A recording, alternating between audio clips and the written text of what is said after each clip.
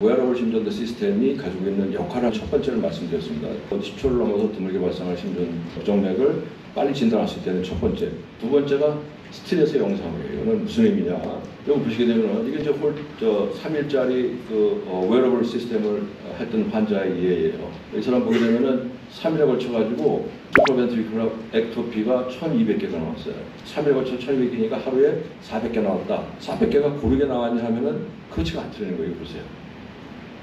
26일 날 900개가 나왔고 28일 날은 59개가 안 나왔어요. 그러니까 이날 홀탈했다면 이 사람 틀림없이 아유 괜찮냐고 그냥 끝났을 거예요. 이게 장기간 하게 되면 알게 되는 시스템인 게 우리가 심전도 아니면 단기간의 심전도는 스티그미지예요. 그 순간에 어떤 이상이 있느냐. 근데 기간을 길게 하면 할수록 그 사람이 진짜 부정맥 모습을 볼 수 있게 되는 겁니다.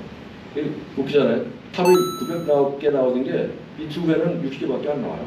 근데 이것도 또 웃기는 게 그 시간대에 700개가 나왔다는 거예요. 900개 중에서. 그러니까 이 시간에 찍으면 안 나오는 거예요. 그러니까 이 사람의 진짜 부정맥의 모습을 우리가 모르고 넘어갈 수 있는 거죠. 이게 대단. 그러니까 이 사람은 부정 심방증시 꽤 많이 나오는데 이거 혹시 이거하고 뭐 관련 있는 거 아니냐? 이 신육시제에 뭐 회사에 가서 혼이 났거나 아니면 뭐 무슨 일이 있었거나 뭐 그런 거 아닐까 하는 의심을 갖게 되는 거예요. 그래서 우리가 장기간 하게 되면 할수록 스틸 이미지를 보는 게 아니라 영상을 보는 것과 비슷하다라고 판단하는 거예요. 이런 그다음 또 대표적인 예인데 한번 보시겠어요? 이게 심전도 한번 보시죠. 그 위에 리듬스 한번 보세요. 어떤 모양입니까 이거? 잘 한번 보세요. 보시게 되면요, 횟수 비슷한데 이걸 보면은 어때요? P하고 QRS가 딱 붙어 나오잖아요.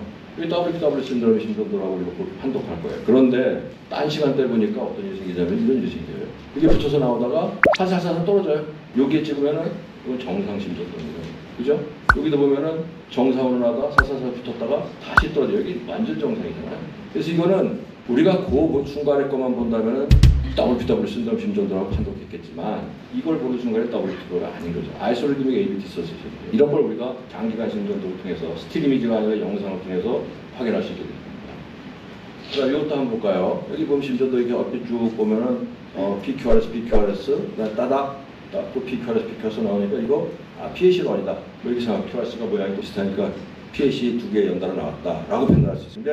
자세히 보시게 되면은 PP를 쭉 재보게 되면은 요 P하고 PR, PP가 여기 딱 맞아 떨어져요. 따라서 얘는 사이너스 리듬인 거예요. 얘는 뭐냐? QRS가 네로 하잖아요. 그 앞에 P 웨이브가 없어요. 따라서 PAC 아닌 겁니다. 그럼 뭐냐? 정션이거나 아니면은 네로 PBC거나 둘 중에 하나일 거예요. 이걸 갖다가 우리가 알 수 없었던 걸 갖다 알 수 있게 되는 겁니다. 그 다음에 이제 세 번째입니다. 이게 사실은 저는 이게 상당히 중요하다고 생각하는데 심전도가 벽은 담을 놓기 시작을 했어요.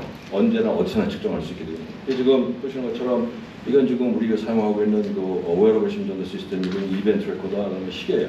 근데 이 웨어러블 모바일 심전도가 가지고 있는 가장 큰 의미가 뭐냐면은 이미지가 스마트폰하고 연결이 됐다는 거예요. 근데 스마트폰이라는 게 어떤 겁니까? 스마트폰을 통하면은 이런 게 생기는 거예요. 이게 온갖 경로를 통한 심전도가 다 스마트폰으로 가는 순간에 인터넷을 통해 가지고 실시간으로 전체했거든요. 실시간으로 저 심전도를 보고 누구라도 판단하고 누구라도 어떤 도움을 줄 수 있는 거예요. 이게 가족이 볼 수도 있죠.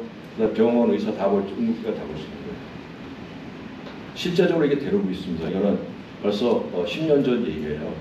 클리블랜드 클리닉에서 CCU는 뭐 이미디어트 액션이 들어가야 되기 때문에 자기가 모니터한다고 그러지만 요새는 병실에서 실시간 모니터 하잖아요. 근데 온갖 병실에다가 다 기계를 놓고 다 그걸 판독할 수 있는 데가 붙어있게 되면 얼마나 힘든 일입니까? 그래서 클리블랜드 클리닉에서는 세계 병원에 이미디어트하게 볼 수 있는 게 아닌 것들을 다 모았어요. 그러니까 한 군데다 다 모아놓고 한 군데서 보는 거예요.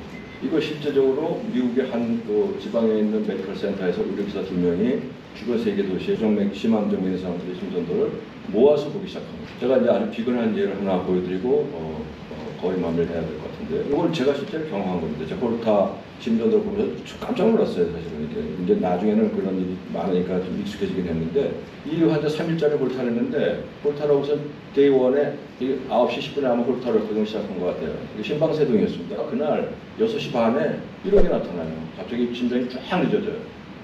확대해서 보니까 글쎄 이게 모르겠어요. 이게 아주 파인한 심방세동이 있으면서 컴플리트 AV 블록이 생겨서 브레이크 하려고 보죠. 사이너스 레스트가 나면서 점액이 생길지 모르겠어요. 근데 어쨌든 30회에서 40회 정도의 아주 심한 규칙적인 점액이 10분 동안 지속됐어요. 근데 이게 만약 우리가 이런 점액을 가진 사람이 응급실 왔다. 당장 입원시켰으면 당장 입원시켜서 중환자실에 왔을 거예요. 그런데 이 사람은 이렇게 있다가 회복이 됐어요. 그러고선 데이 2, 그 다음날 아침 7시 반에 다시 원상을 회복했는데 중간에 다시 또 잠깐 이런 것들이 나왔어요. 그게 7시 반입니다. 근데 20분 있다가 이런 것들이 나타나기 시작했고 거기서 몇 분 있다가는 완전히 사이너스가 피셔서 나오고 10분 있다가 미래포 발생하는 환자 익스파이어였어요. 그 환자 홀타 달고 익스파이어. 이게 놀랄 일이죠. 깜짝 놀랐어요. 저런 일이 우리가 병원에서 사망하는 사람도 수도 없이 많이 보는데 자기 응급실에 오고 아니면 병실 아니면 중환자실에서 컨디션이 나빠져서 BFR을 많이 보잖아요. 근데 이거는 홀터를 달고 집에 간 사람이에요. 집에 간 사람이 밟아서 사망한 거예요.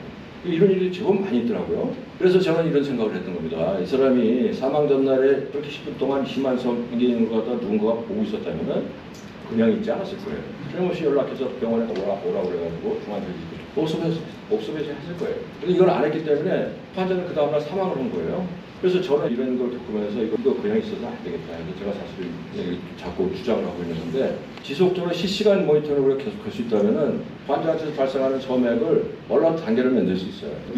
VT가 지속된다 그러면 이건 초응급이다. 그레이딩 할 수 있거든요.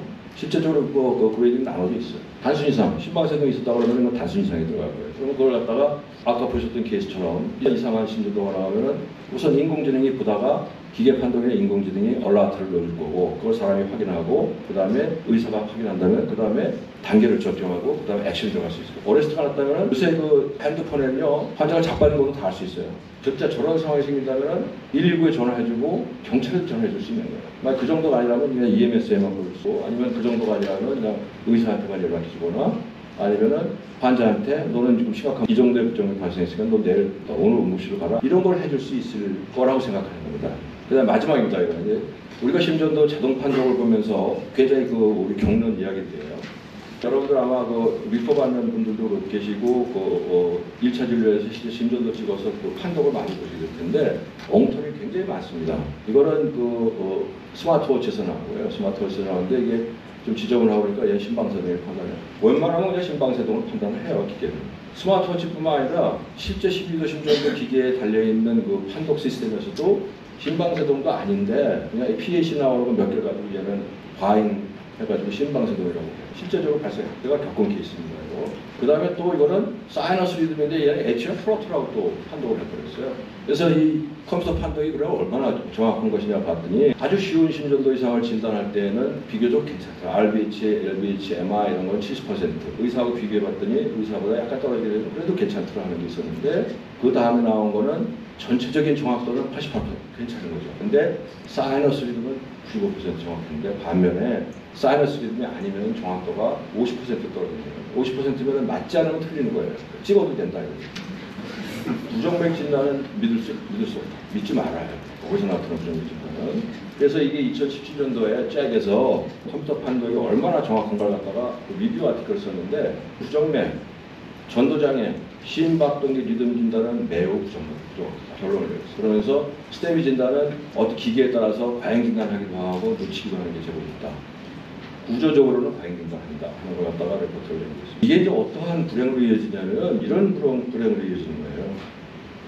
실제 기계에서 심방세동 나온 걸 갖다가 의사가 확인하고 심방세동이 아니다 라고 얘기를 안 해준 거예요. 그리고 의사도 기계가 심방세동이라고 그러니까 저기 기계 말을 믿어야지 이렇게 한 겁니다. 그리고 이 사람한테 심방세동에 대한 치료를 한 거예요. 항부정맥 약제를 주거나 항응고제까지 주는 거예요. 이거 환자한테 굉장히 위해를 줄 수 있는 거예요. 실제적으로 발생되는 일입니다.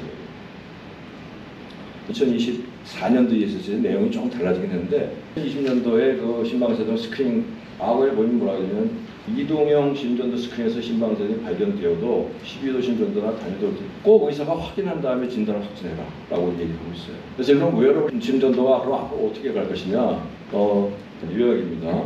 여러 형태의 미러 심전도 장치가 계속 꾸준히 나올 것이고 우리가 상상도 못하는 심전도가 여러 장치를 통해서 우리한테 오게 될 겁니다. 그 다음에 실시간 심전도 데이터 전송 분석은 이미 가능하고 원격 심전도 판독과 자문이 현재 우리나라 법령으로 안 되기도 있지만 이게 해결이 될 거예요. 실제적으로 나올 것이고 그래서 이게 된다면은 의사결정이 아주 신속하게 될 것이고 그 다음에 마지막 강의에 이제 얘기가 되어 있는데 인공지능을 이용한 부정맥 발생이 현실이 될 겁니다. 실제 우리가 지금 생각하는 것보다 훨씬 더 인공지능을 통한 그 심전도와 부정맥 진단이 앞서 나가고 있어요. 그러니까 아마 마지막 강의에 있으니까 한번 보시면 굉장히 유용할 거라고 생각하고요. 결론적으로 웨어러블 심전도는 굉장히 편하고 장시간 모니터링이 가능해지고 부정맥 진단, 특히 심방세동의 진단에서 아주 획기적인 발전을 했고 실시간 부정맥 모니터링이 가능해서 결국에는 원격 진단과 원격 조치가 가능할 것이다. 하지만 컴퓨터 AI 판독을 100% 믿어서는 안 된다. 그 다음에 최종 판독은 부정맥 전문의가 꼭 가서 확인을 하는 과정이 필요하겠다. 그리고 우리가 지금 여러 가지 디바이스를 가지고 심전도 판독을 하고 있는데 그 디바이스에 대한 치료는 상당히 많다 하는 걸 제가 결론으로 말씀드렸고요. 제가 이제 모비케어 시스템을 판독을 하고 있는데 여기 우리 부정맥 교수님들이 6분이 컨설턴트로 들어와 계시고 저희 직원들이 한 15명, 16명 정도가 여기에 매달려서 이렇게 하고 있는 것을 느껴보겠습니다. 네, 대단히 감사합니다.